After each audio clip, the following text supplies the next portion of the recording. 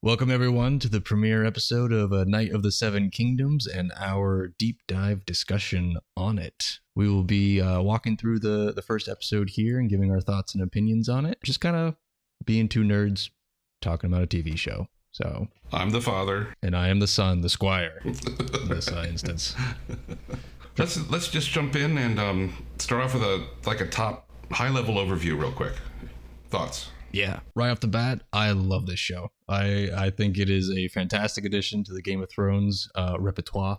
You know, I didn't have high hopes for much past season 8 of Game of Thrones, but at least the first season of House of the Dragon and now this has definitely been phenomenal. I love it. It's a return to form from like the first 4 seasons of Game of Thrones, so I think it's great. I think they established their tone really well. Like this show is put together by people who know their craft and are doing something specific and not just throwing things together. They're enjoying themselves, maybe partly because it might be easier to tell a smaller scale story than the vastness of Game of Thrones and even House of the Dragon.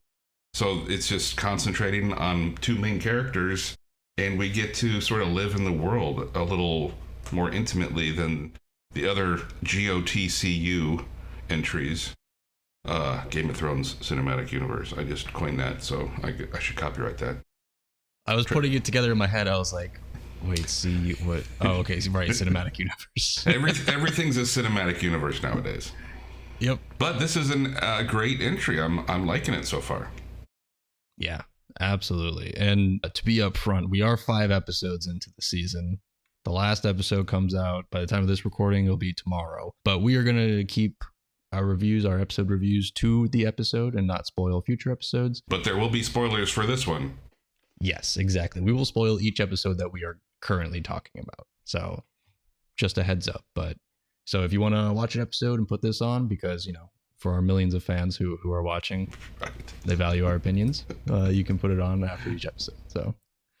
So let's dig into episode 1. We open up on just a scene of Dunk burying what appears to be his knight, his sir, his master, as they refer to him. And his first words in the whole series is, "I don't know the right words," which I think is a fantastic encapsulation of Dunk. Oh yeah, he doesn't know the right words. He doesn't know the right procedures, the right behaviors, or whatever.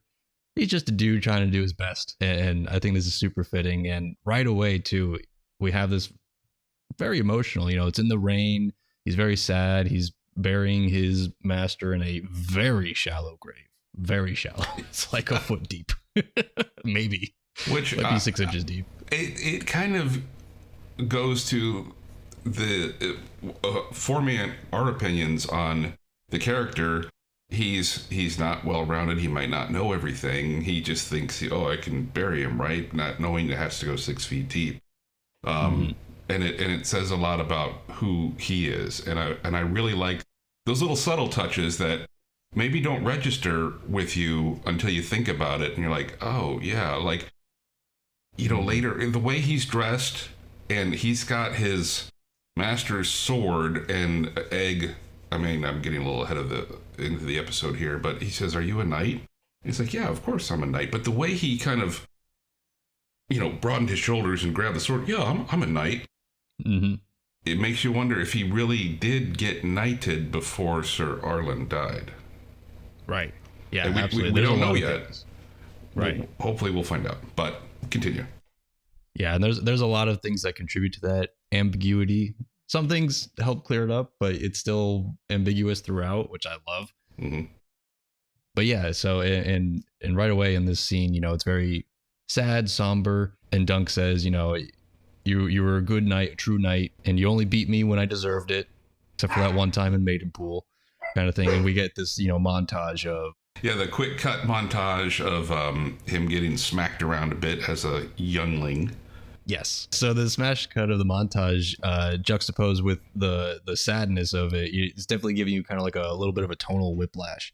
But that's throughout, I think, this series, and definitely obviously intentional. It's not some super serious story of saving the world from the White Walkers or whatever other plot lines pop up in like House of the Dragon and things like that. It is just this dude's story, And life is filled with sadness and humor juxtaposed on top of each other. And I think they do a really good job of highlighting that, because these are the thoughts he's having. This is his image of Arlen. And to me, he's saying, you're a true knight, you're a good man, whatever. But I'm thinking like, well, obviously in my modern day view of the world, beating your child is not cool. So it's like, wait, what was he actually good? Is this Stockholm syndrome talking or what? And we'll see this develop a little bit more with Arlen later on in the series. But for right now, I was definitely like, I don't know if Dunk is trying to convince himself that this guy was good, or if he was actually a good guy. And obviously back in those sorts of time periods, people would beat their kids more often. So yeah, and it's almost like he has to promote to others when he's talking about Sir Arlen, like what a good knight he was. Mm-hmm. And by extension, I'm a good person. So he can't tell people about all the times he got a clout on the ear. Yeah. That's my favorite. I know. That phrase makes pops up throughout this whole episode like 4 or 5 times. It's the go-to, is the Old Faithful. But yeah, and so we have that little bit. Dunk kind of says some more words over the grave. He laments the fact that he's not leaving the sword with Arlen, because it would just rust in the ground with him, and Dunk needs it at this point. And so the rain subsides. He took a nap under the tree, it looks like, and he's kind of talking to himself like, what can I do? Well, if I sold you guys, talking to his 3 horses, I could eat like a king for a year or 2. That's not going to work out. Maybe I could go to a city and become a guard, which is a weird thing for a knight to think. You would think as a knight, you'd be like, I'm going to go be a knight, right? But even as a hedge knight, it's definitely uncertain, your future. Right. You got to go claim it for yourself. And a hedge knight's kind of like a gig worker. You got to find your jobs. Right. Yes, exactly. And they didn't have, Night Dash. They didn't have cell phones. They didn't have an app for it. HedgeKnightForHire.com. Right, exactly. And so, he kind of settles on, well, there is that tourney at Ashford that we were heading to. And, he swings the sword around a little bit. He says to himself, well, it fits my grip just as well as it fits Sir Arlen's. I'm gonna go try to do this thing, Mm-hmm. He doesn't have armor that fits him. Arlen was a much smaller man than him. Dunk is enormous. So he doesn't have armor that fits him. He just has the sword and Arlen's shield. That's it. So he's got to go make a name for himself. He's got to go get some coin, get some armor, all that sort of knightly stuff. So heads off for the tourney. And before committing to it, we hear the swelling of the Game of Thrones main theme song. And I think this is the only time we hear the Game of Thrones theme song. And right before it reaches, its final crescendo, he gets this weird look on his face and smash cut to explosive diarrhea, which definitely sets the scene, sets the mood for the whole show. Yeah, that was weird. Yeah. I wasn't expecting that in this show. Because, not that any Game of Thrones shows are for children to begin with, but this story is a little more... it's not family oriented. I shouldn't say that. But with Egg in it, with the lead being a child, I don't know. I just wasn't expecting that. Right. Yeah, exactly. And even so, like, with Game of Thrones, they would have their like gross moments, people getting cut open or getting down in the muck and things like that. But I don't think they ever showed shit exiting a man's asshole before. So let's hope it was for shock value one time. I'm not against it. It was weird. Right. Exactly. I think it was used well in this context just because they're trying to set that like, hey, this isn't the, kings and queens, this is the people and normal people shit. So yes, it was a funny attention getter. Exactly. Yeah. And then, the music after that, I think is actually such a perfect fit for the show. I think it's the theme song, but it's definitely more melancholic yet hopeful kind of music. And so I really appreciate it. It definitely fits Dunk's character, especially at this point. Well, for me, the very first shot was the 3 horses. Mm-hmm. And I was like, oh my God, that's a beautiful shot. Yeah. So, and they have exquisite shots of the countryside, and yeah, we're going to get into the muck and the blood, but it's really shot well. It looks beautiful. Yeah, absolutely. They definitely not green screens or anything like that. They're out there. I think they shot in Ireland, it was. And so yeah, they're out there in the countryside getting all these shots, and it looks gorgeous. Most of the sets are all practical. They built everything. We'll get to that a little bit later in this episode as well. And just getting ahead of ourselves a little bit here, I think right now they're shooting season 2, so we've got that ahead of us. Yes, they plan to make it a yearly thing, so it is shorter episodes, shorter seasons. So I'm all for that. They can do it. Exactly, I'm all for it. Too many series nowadays. I mean, back when I was a kid, every show was 24 episodes long per year, and nowadays it's 12, maybe sometimes 10, and it's bizarre how even with half the number of episodes, they can still be filler episodes. So hopefully with 6, we just tell the core story and there will be no fluff. Yeah, absolutely. And it allows them to spend the money more wisely. Like they can spend the money on actually building the sets and not just green screen CGI. There's no dragons at this point either, so there's no huge money sinks in that department. And so yeah, I think it's a much better mix, at least for this series. So we have Dunk heading off towards Ashford. Night is starting to set in. He finds an inn. It looks very inviting. The warm yellow orange light from the inn kind of beckons Dunk. We meet our next character, some bald-headed stable kid, and Dunk just immediately assumes he's a stable boy, right? He's like, hey, take these horses and give them some hay, rub them down, whatever. And the kid's just like, I could if I wanted to.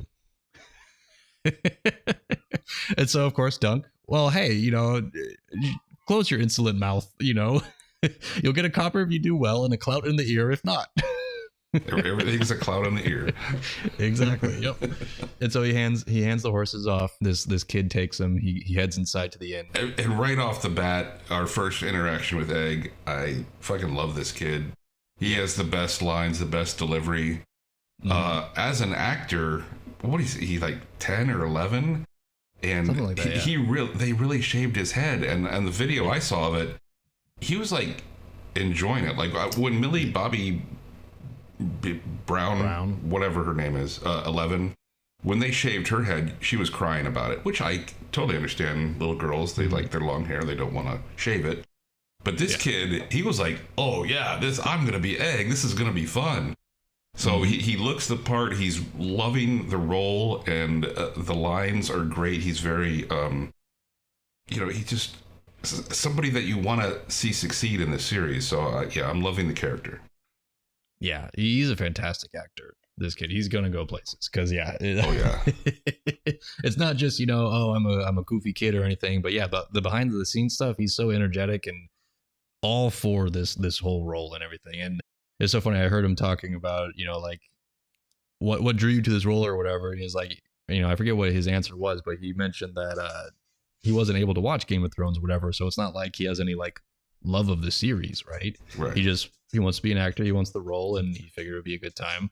But he's like, I'm too young, I'm a kid, I can't watch these shows. But we'll see later on, like he delivers some pretty adult themes. Oh sure, but also I noticed even in this first episode there were a couple of reaction shots where Dunk is talking and his facial expressions changed right way at the right time that's the type of thing you see in a much more seasoned, experienced, older actor. Like I remember, growing up watching Arnold Schwarzenegger movies, and he was never a good actor. But by the time he got to True Lies, he was having some really sly expressions that it's like, oh, his acting has kicked in. He's done it enough. This kid's almost there already. He's really good. Yeah. Absolutely. I think too, like another difference between probably like Game of Thrones and House of the Dragon and this show is that it allows like room for those sorts of reactions and whatnot, where of course obviously you have reactions in those other shows, but it feels more stilted. Like it feels like I deliver my line in a close-up, and then I deliver my reaction and my line in a close-up, and then there's not a lot of just letting the actors act physically or whatever, because they got to stay in the shot or whatever it is. But this show, I think that also helps contribute, right, to like the more grounded story. It's following these characters, so it's going to let them kind of breathe a little bit more. in the shot. So I really love it. And yeah, the kid takes full advantage of it. So, and that's nothing to say anything poorly about Peter Claffey as well as Sir Dunk, because he is also fantastic. And I would not have expected such phenomenal acting chops from a rugby player turned actor kind of thing. You know, obviously anyone really? can be an actor, but I yeah, he used know to be a that. rugby player. Yeah. Oh, okay. And so I don't know. I think he might have acted in things before this, but I think this is obviously like his biggest role. Yeah, this happens a lot with actors who portray slower characters that you think like, is he really that way or is he acting that good? Mm-hmm. Yeah. So yeah, he's acting that good. Yeah. Okay. Good.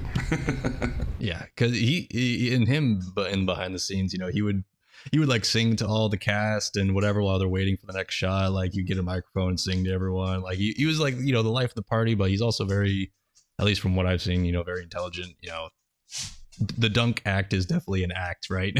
But he plays it so well. An example of what I'm talking about that you'll know was Stevie in Eastbound and Down. Mm-hmm. Kenny Powers' friend. You're like, right? Yes, yeah. Is this guy really? I mean, it feels like they just took somebody off the street and said, "Say this in front of the camera," and he had no idea what was going on. But no, he was acting the whole time. yeah. You gotta appreciate that level of skill to kind of dumb yourself down like that. You know, yeah, exactly. Simplify yourself. Mm-hmm. But yeah, okay. So back to our scene here. Dunk enters the inn.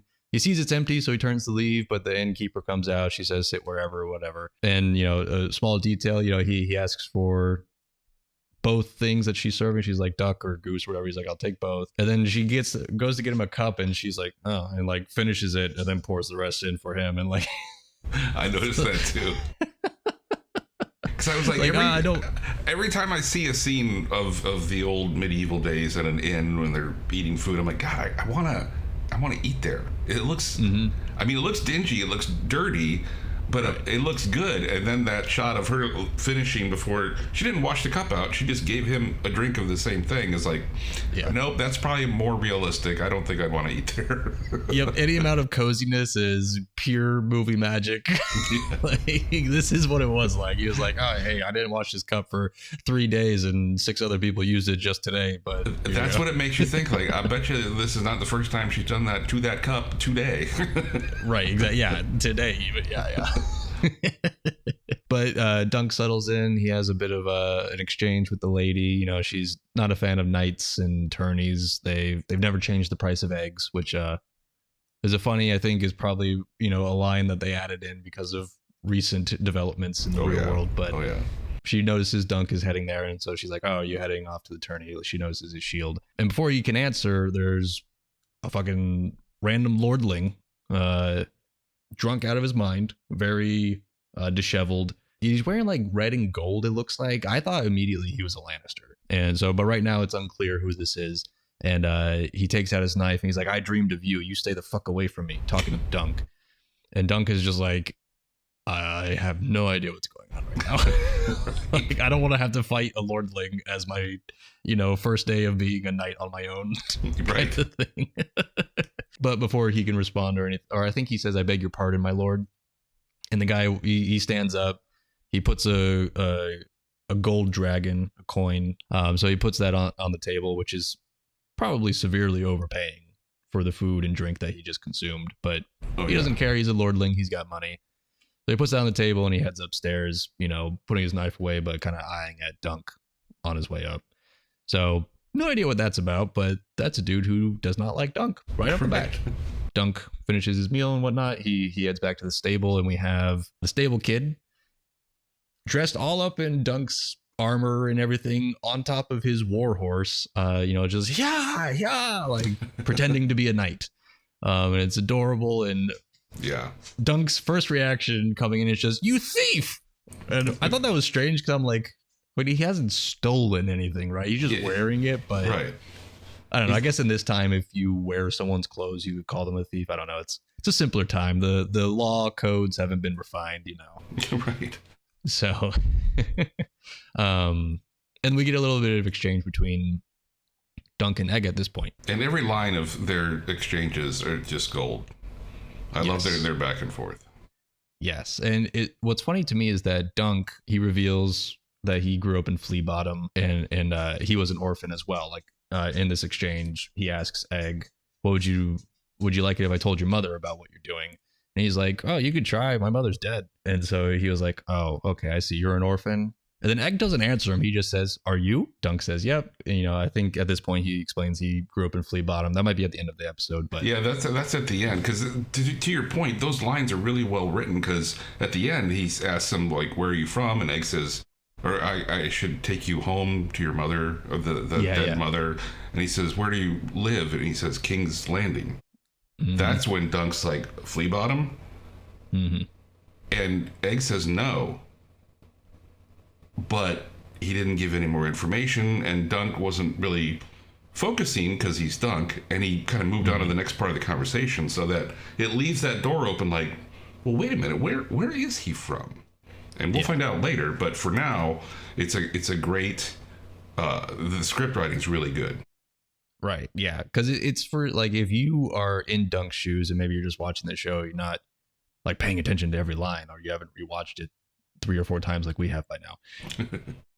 You might just be thinking like, okay, yeah, the kid is just, he doesn't want to admit that he's from Flea Bottom because he wants to imagine himself as something grander, kind of like how Dunk is. And so like when Egg said that, Dunk was just like, like he's like, yes, you are. Like, he doesn't believe him, but he's not going to press it because he's like, whatever, kid, you can believe what you want. And so, yeah. It's almost like Frodo, you keep your secrets.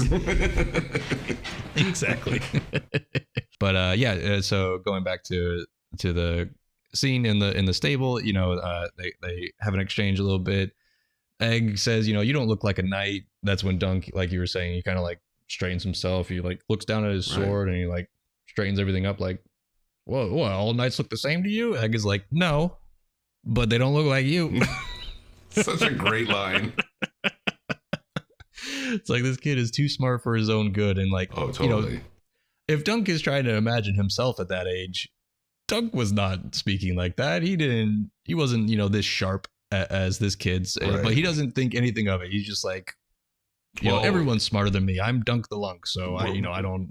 We're going to find out why Egg is so knowledgeable. But for now, you just think, wow, this kid is whip smart. Right. Exactly. And that's not very common in this kind of time period without that sort of like castle education, as they would call it, where you have a tutor who can show you, teach you, and speaking with your fineries.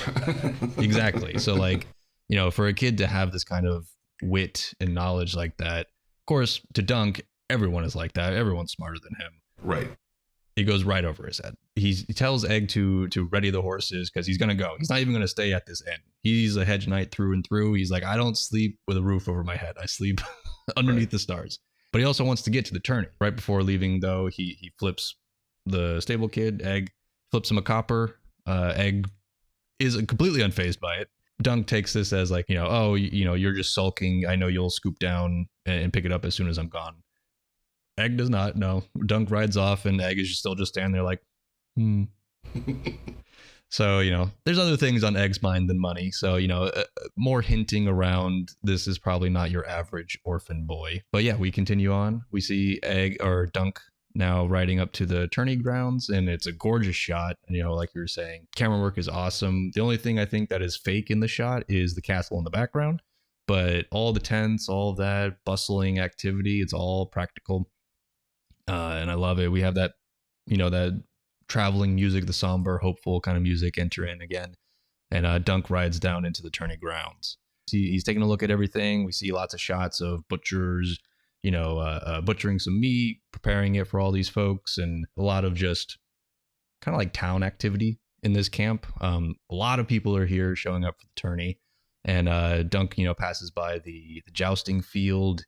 He kind of looks at it wistfully, he's imagining himself on that field. He'll be on there soon, he has to go talk to the master of the games to actually enter into the lists, as it's called. And I think the town guards, the Ashford guards that he comes up to ask, fantastic armor. Like, it's very, I think of the time, it's bright and colorful with just 2 colors. I think it's kind of like a cream and orange color, but it pops, and back in medieval times, I don't know why, but a lot of movies and stuff like to think that everything was drab and gray, but no, there was lots of color in everything. So it's nice to see that kind of thing. And these guards, they aren't the fanciest. This isn't the fanciest town or anything, but they still look good. And they take him up to the master of the games. Of course, Dunk immediately hits his head on the entrance to the office because he is very tall. And he has to have this conversation with the master of the games.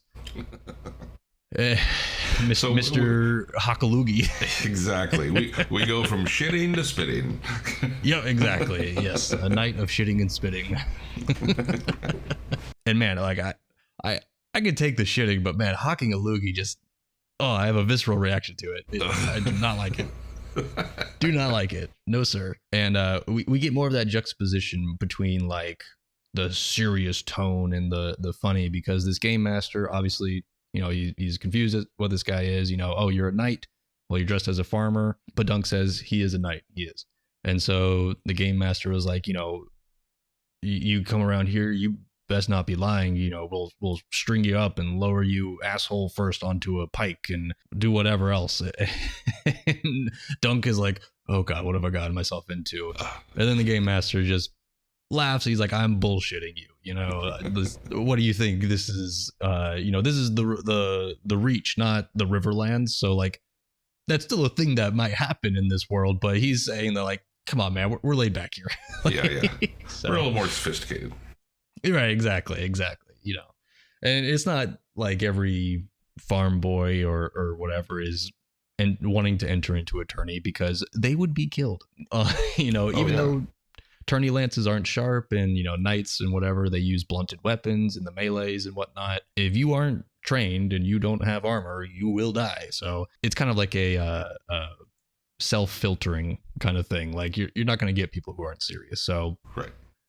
Even though he is skeptical of Dunk, he tells him before he leaves, hey, if you can get someone to vouch for you, you know, you say that you and your master served some of these lords. If you can get one of them to vouch for you, you can enter the list. But I can't let you in right now, because even if you are a knight, there are going to be princes about. And my lord, he thinks he's fancier than he actually is for whatever reason.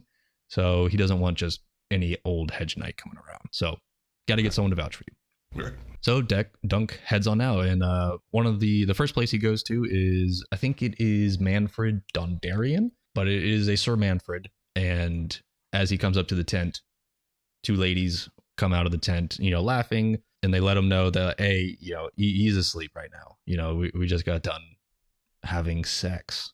So he's sleeping right now. And these two ladies, the way that they refer to Dunk, they like don't actually address him directly, but when they are answering his questions, they're talking to each other and referring to him as it. Like, oh, it's a hedge knight. You know, that's, well, what's a hedge knight? Oh, that's just like a regular knight, but sadder. Yeah. That's a great line. Yeah.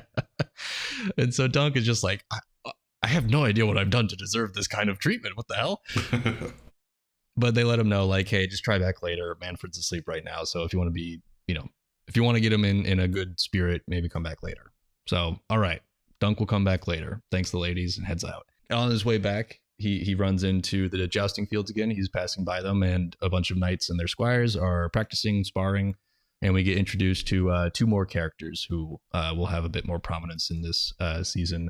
The Fossaways. Sir Stefan Fossaways, the knight, and Raymond Fossaway is his squire and cousin. And we see Sir Stefan, he's laying on the moves. He's doing like whole, like, you know, flip around, backhand, you know, beating the shit out of Raymond, his squire. Is, you know, it's like you know, when you go into a sparring and one person is sparring, you know, pulling their punches, and the other person just like, no, I'm going to teach this guy a lesson. Right. That's Sir Stefan. You know, he wants to teach everyone a lesson, even though they're using blunted weapons and it's just for practice. Mm-hmm.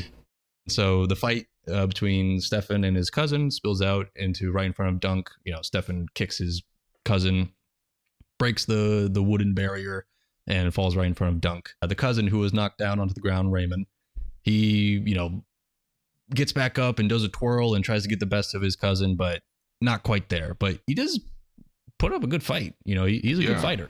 Yeah. He's not a full knight. He is a squire, so he's younger. He doesn't have as much experience, but he's pretty good. And so Sir Stefan seeing Dunk, he's like, holy shit, you blue-eyed cunt. maybe we'll bleep that out. I don't know. But he's just remarking on this exceptionally giant man in front of him, and he says like, oh, is that a longsword you wear? And Dunk is just like, he fixes himself a little bit again. He's like, it's mine by right. And I love it because Sir Stefan is just like, that's a weird thing to say. Like, just completely straight. He's not like accusatory. He's just like, that's weird. Which lends more credence to this mystery of, is Sir Duncan actually a knight? Or is it his by right because he kind of inherited it from Arlen? Right, exactly. So yeah, there's just another little detail around Dunk is not sure of himself. He feels like he has to project the knightly aura kind of thing. So anytime anyone questions him, or anytime that he feels like that kind of reputation is being questioned, he always has to, he always like looks down at his sword. He fixes it. He adjusts his shield strap or whatever. It's very weird for what a knight should be, right? If you're a knight, I feel like by that point you've become a knight. You aren't unsure of yourself. Like, knights aren't, like, that's what a squire is, right? You don't become a knight until you are worthy of it and practice enough to be like, yeah, I'm a fucking knight, dude. Yeah. So even if he is fully a knight, he's untested. So again, we don't know if he is or not a knight, or if he is and just untested and unsure of himself at this point. Mm-hmm. So it's wonderful ambiguity. Yes, absolutely. And so, Sir Stefan wants to spar with him, and his cousin remarks that he likes to beat up people in the yard to see what they're capable of out on the field or whatever. Maybe give them an injury so that way they perform worse out in the field in the actual tourney or whatnot.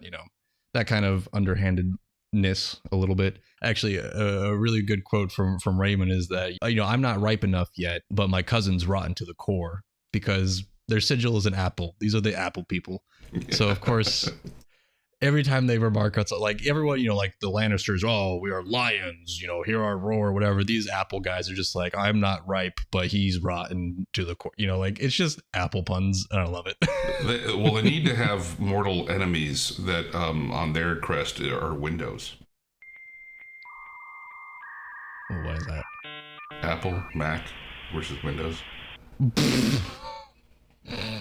Cut right there. Oh no, we're keeping that in. Oh yeah, for sure. So yeah, funny remark from Apple pun from Raymond, but Dunk ultimately says no. He's got some other matters to attend to, and Sir Stefan, walking away, kind of making fun of him, says, matters of the hedge, no doubt, and then just goes off to spar with somebody else. So, everyone knows he's a hedge knight. Excuse me. I obviously, I think it's pretty obvious, right? All these knights wearing their armor and nice doublets, and everything's fine, and silk and whatever. And Dunk literally looks like a farmer. Like, yeah. But he goes off and not feeling comfortable in the encampment, right? Also, he doesn't have a tent or anything. He goes out just outside of the encampment and finds a nice tree next to a little burbling brook, and sets up his little camp there. He hitches the horses. Tries to I say he bathes himself, but it was more like he just dunks himself in the water and then beats his clothes out on the stone hedge, little wall or whatever. And he takes a sniff of it himself. He's just like, oh God, like, this is so bad. Holy, but that's the best he can do. He's just a hedge knight. Well, and you can dip in the water. We see it later in the next episode, even like, he didn't have the most refined teacher. Mm-hmm. So he's doing what he thinks is a decent enough job, but it's nothing in comparison to, the fine living people of the times. And his mannerisms might not be up to par hygienically and so forth. Yep. I think by this point, too, in the episode, I think like 3 different people have commented on his smell. So that is probably... Other than his height, his smell is probably his most defining quality to these folks. So not great, but it's something. And so, yeah, at this point, his reputation is just height and smell. And so after bathing himself in his clothes, he heads back into the camp to find Manfred again. He's unsuccessful on account of Manfred still sleeping because of his gouty toes, as one of the ladies tells him. And I think the interesting part about this exchange is that, the two ladies, they do soften up to him. They stop calling him it, and they give him a little piece of wisdom, like one whore to another, because a knight sells his body just as a whore sells her body. But be good to your body, knight. Like to be the last one you have. And, that kind of sits with Dunk a little bit. Can't find Manfred.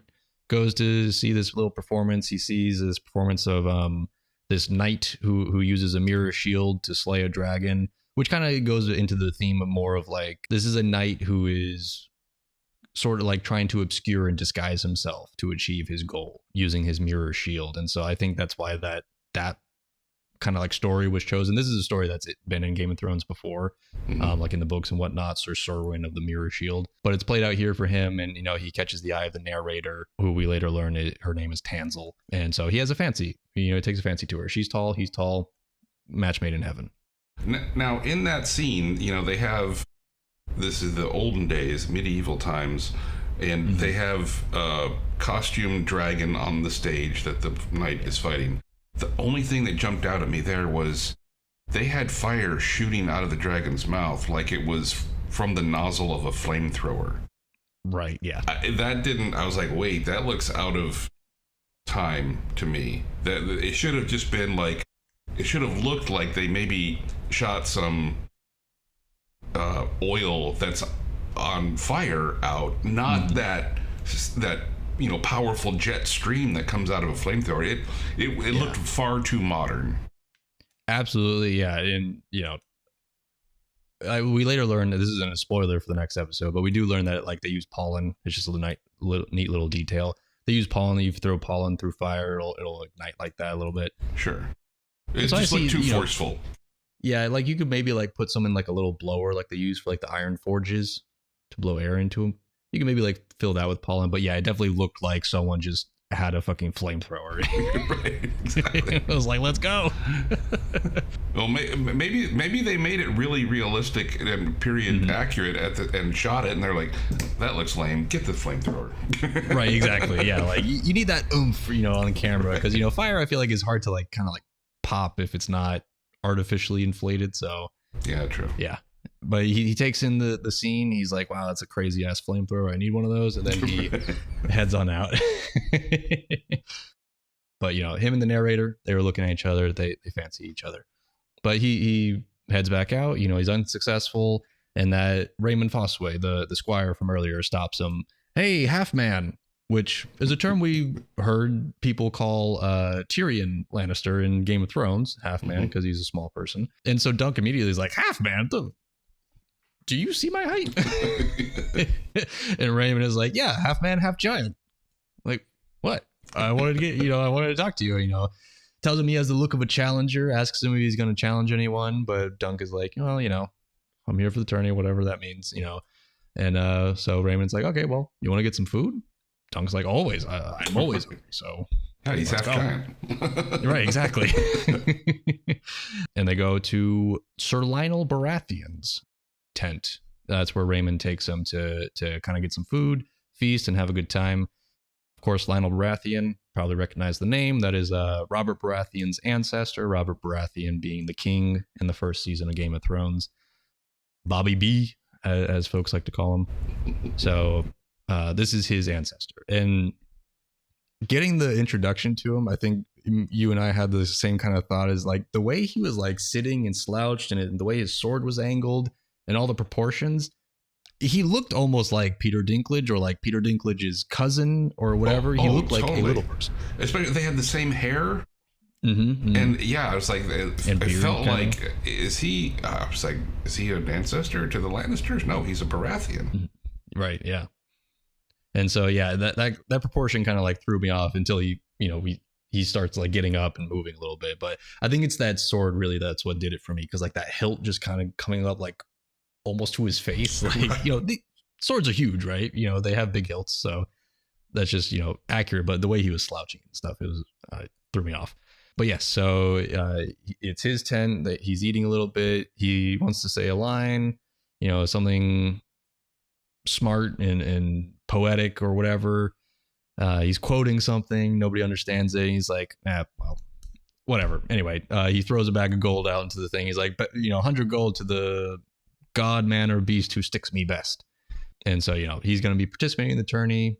Whoever beats him gets 100 gold, whatever that happens, in jousting, melee, whatever. And so then everyone has a good time. He's like, finish eating so we can dance. Like, hurry it up, guys. So this is guy, as Raven says, he's known as the Laughing Storm. So I think all the Baratheons we have seen are very boisterous and, love a good time, the life of the party kind of people. So that's exactly Lionel Baratheon. And a funny little note, in the books, he's apparently like huge. He's not as tall as Sir Dunk. He's maybe, like just a little bit shorter, but he's like very built. And in the show, obviously this actor, he is not a hulking behemoth. So Dunk says, oh, I thought he would be bigger, so it's just a little joke, inside joke. For folks who know that Lionel Baratheon is supposed to be giant. So yeah. And so everyone else is dancing and Dunk is kind of, staying on the outside. He's not dancing, but he kind of, he glances over at Lionel Baratheon. He sees that he's looking at him. He's like, But then, he kind of moves around a little bit and then he looks back over and Lionel's man beside him is just like, you come here. And Dunk's like, oh? He's like, yeah, you come here. It's like watching it again. It gave me the vibes of like, hey, my, wife and I saw you from across the bar and we really liked your vibe kind of thing. Dunk comes over. He has a little exchange with Lionel Baratheon. Lionel is telling him, hey, like, you ever get punched a lot? What? Well, tall men get punched more than small men, And right. Dunk is like, oh yeah, I could definitely see that. That makes a lot of sense to me. Or Lionel tells him, well, the gods gave you tallness, so be tall. Stop slouching. Dunk wants to avoid attention because of where he grew up in Flea Bottom. If he got attention, it was probably bad attention. So, right. He's kind of still in that mindset of, I'm not a knight with reputation and prowess or whatever, so I'm going to remain meek and in the corner until I can prove myself, kind of thing. And so Lionel is like, okay, well, anyway, be tall, otherwise I'll burn you as a heretic or whatever it is they do with heretics. And so what have you brought me? What's your gift? Because men are only seek two things from you: to curry your favor or they seek your head. So like, which one are you? And Dunk's just like, I just came for supper. I don't know. Like, Lionel was like, yeah, okay, yeah, that actually makes sense. Do you like to dance? Sir Dunk is like, yeah, who doesn't? So they get to the dancing, and yeah, I love this scene. Did you want to say your thoughts before? Lionel steps on Dunk's foot and kind of challenges him in this dancing interaction that it almost felt like courting, like not dating, but I mean, like there was some sexual tension there. Like, hey, I'm into you, from Lionel to Dunk. But Dunk is just this big simpleton oaf. He might even be a virgin. Maybe he's never been with a woman, and if he's straight. But he didn't know how to react other than I guess we're dancing. And there was a little underlying sexual tension there in my estimation. Yeah, I think so as well. And I wasn't sure if I was like just reading it wrong or whatever, but I think there are several other hints, but flirting. It's almost like Lionel was flirting. Right. Yeah. That's what I meant to say. And straight dudes can flirt with other straight dudes. It's a fun kind of, and he is the Laughing Storm, so it's like it's not clear if he's actually interested in Dunk or not, but he is definitely flirtatious. And he's taken a liking to Dunk.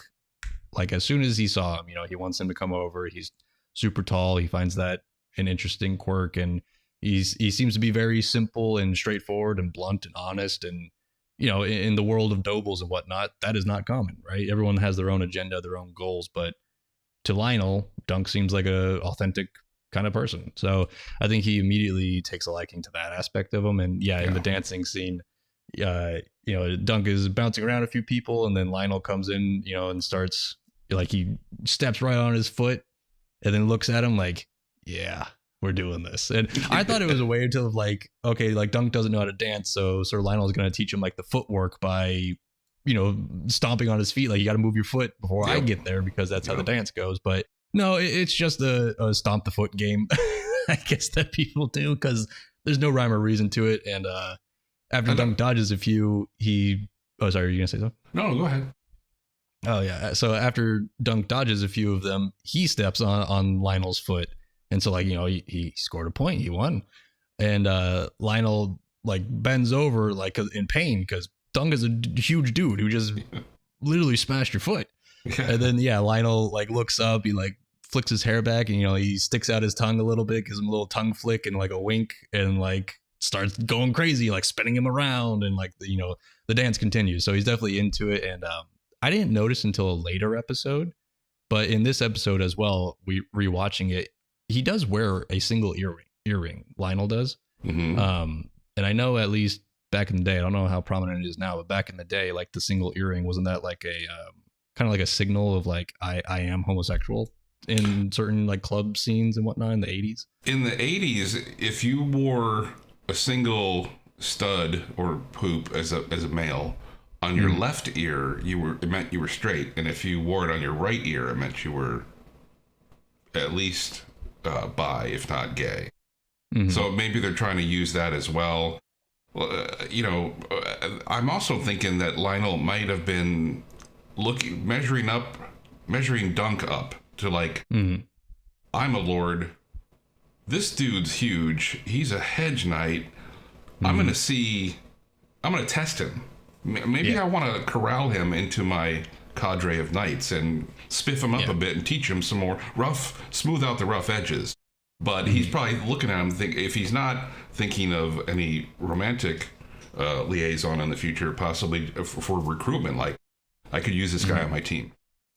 Yeah, absolutely. That's why I think too about, like, asking him, like, curry favor or coming from my head.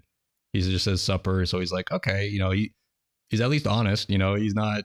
Yeah. He doesn't give a fuck about me. He just wants my food.